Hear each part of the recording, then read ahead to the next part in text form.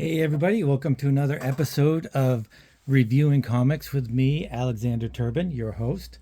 This week we're doing Katsuhiro Otomos Memories from 1992. But before that we do that, I want to show you some of my own artwork that help support the channel if you guys would like to contribute. I create Random Access, a full-size, full-color 12-page comic book every month. You can get that from patreon.com/Alexander Turbin, or you can find them at alexanderturbin.com. This is the Death Knights. It's three rotating stories that are going to be serialized in their own comic books each eventually. I also have Mutandis and some other stuff on my website that you may want to check out. So this is Katsuhiro Otomos Memories. Excuse me. From Epic Comics, which is an offshoot of Marvel Comics. It's same guy that did Akira, and I love Akira. Everybody loves Akira. How can you not? It's one of the greatest anime movies. It's one of the greatest manga comics. So many people look at it and marvel at the detailed architecture or the energy, the high action packed energy that it has. It's a wonderful story. It is all of those things that people marvel at. And so when I saw this, I had to get it. Obviously, it's one of the Katsuhiro is one of the great comic book creators slash manga creators. I put him up there with Mobius, Jack Kirby, all of any of and all of the greats that you could possibly think of. So I got this when it first came out, and I think it's the only issue that ever made it. There is a movie that is three different stories. I don't know if Katsuhiro wrote all three of the stories. I don't think he did. I think he just did this one, which is the Magnetic Rose. Is that what it's called? I think. Or something like that, the Pulling Rose or something like that. And then there's two others, but it's called Memories. So I think it was just they wanted three short story anime stories to go together that kind of fit the same style, I guess. This is I don't know how you could describe it. It's not really like Akira. It's more of a aliens slash Mobius slash kind of thing. And at first, that's what I thought of it when I first started reading it. Was how Mobius is. It is. But I mean, it's obviously his own style, Otomo's own style, and it reads very much like something that he would write. He has a certain tone and a certain flair in all of his stuff, which other than Akira, I'm not really sure I know any other big things that he did. Did he do Apple? No, he didn't. Maybe he did. Anyway, Appleseed. Anyway, so it's got your spaceship, and it's going through space, and it's the future, who knows when, and they're on a voyage, they're on a trip, some sort of business trip. Then they're called in by the company, and the company wants them to pick up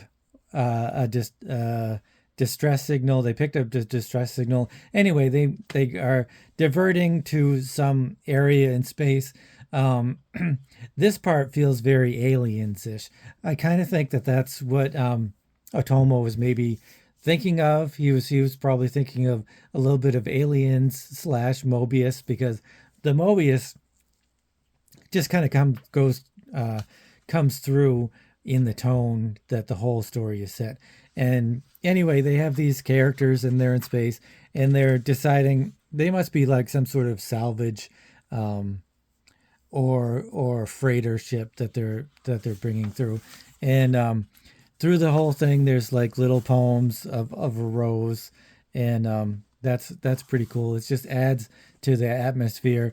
This is very much an atmospheric book, as well as being well drawn and well colored and well written and all that stuff. Um, all of the characters have their own distinct voice and characteristics, and it's just great. Um, like I said, it's very aliens reminds me a lot of the first Alien movie with the characters, and they're trying to decide if they're going to go where the company wants them to go, and they're going to make some more money. So they're like, yeah, sure, why not? So they go and they discover uh, what's what's out there, and it's something that's making music, and it's a rose. It's a giant ship shaped in a rose, and it's emitting music, and I guess it's a magnetic kind of interference that it's also giving off. So a couple of the crew members decide to go over to the Rose ship and inspect because it has, I think it has a distress signal, and it's in their contract that they have to go see what the distress signal is actually showing. So they go into the middle of the rose, and there's all kinds of space debris kind of going towards it, like funneling towards the rose. And so here's the two crew members flying in their spacesuit slash spaceship slash pods, and they land on the ship. It's pretty straightforward, almost Star Trek kind of exploration thing. But then it's got this really neat and nice atmosphere and um, backgrounds of like an old style house, and they're just kind of weirded out by this old style creepy kind of thing. And they come across a robot, and the robot offers them some tea, and the tea is kind of gross, so he's like, this is disgusting. So they keep exploring the house slash space station slash spaceship, and they are exploring. They come across a library, and at first the books are real, and then they find that the books are empty, and then later on they find that the books are not even really books at all. They're just kind of empty shells of something.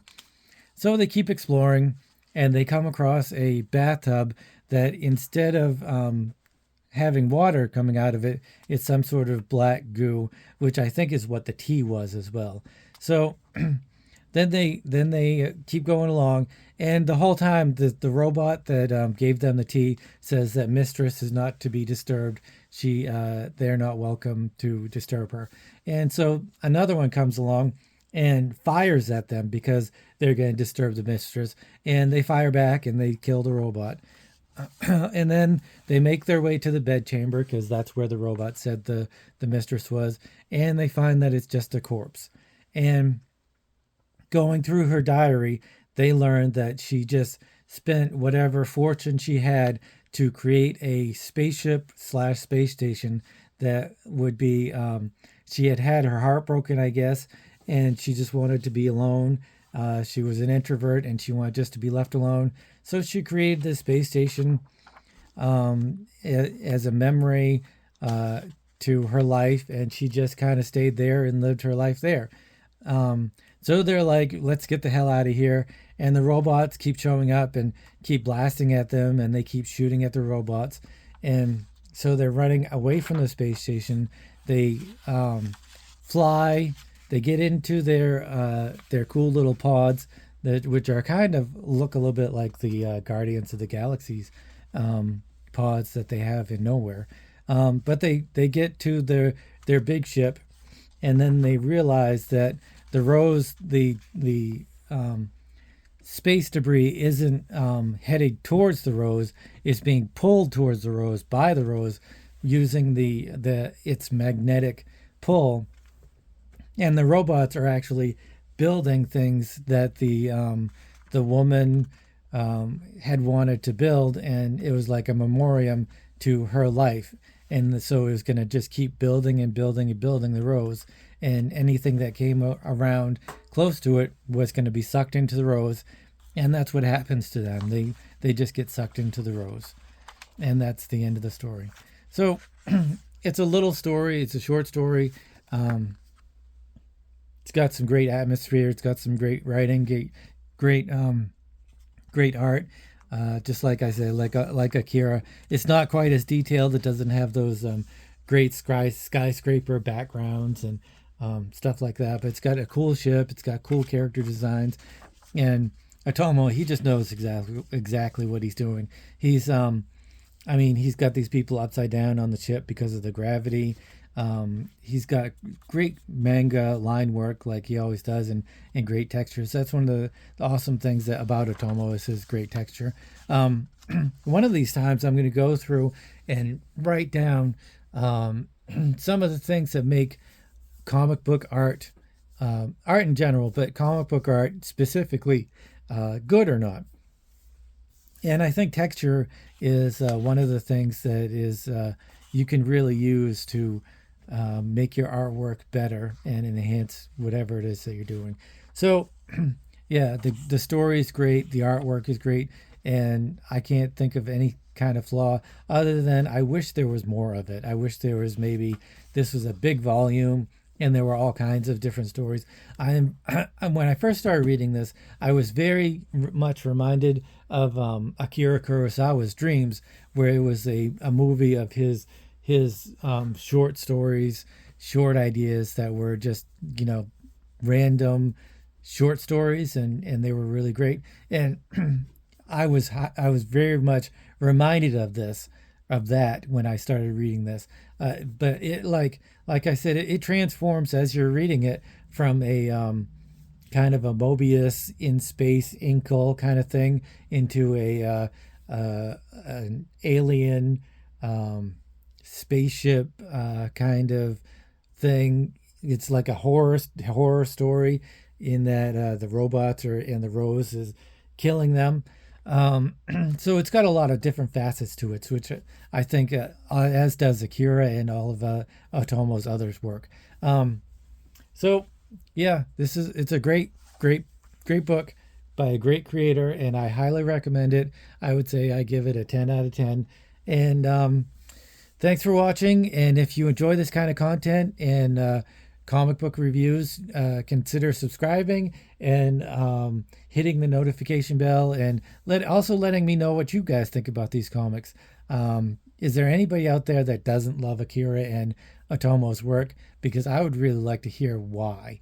But thanks for listening. Thanks for watching, and I'll see you again next time. Have a good one.